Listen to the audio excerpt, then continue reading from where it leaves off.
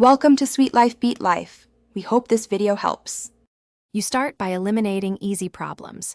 Check cables and connectors because dirty or loose contacts kill clarity. Clean jacks and use quality 1/4 or XLR cables.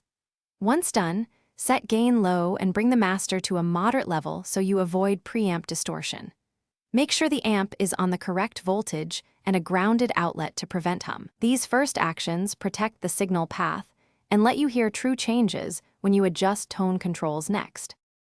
Now focus on signal flow and tone shaping. Run instruments into pedals before the amp, and choose buffered buffers only when needed to preserve high end.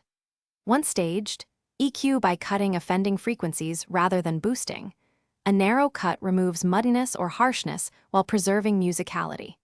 Make sure speaker impedance matches the amp and inspect speakers for tears or loose wiring, because mismatched or damaged speakers smear tone. These middle steps refine dynamics and reveal how each control alters the sound. Finish by making small, deliberate tweaks. Adjust presence and reverb in tiny increments and compare with bypass frequently so you hear true differences.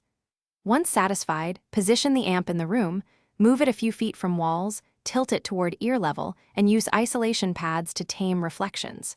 If problems remain, isolate sections of the chain to find the source. Unplug pedals one at a time, swap cables, test with a different speaker. This systematic troubleshooting locates hiss, hum, or signal loss. Thanks for watching. Consider subscribing if we helped you.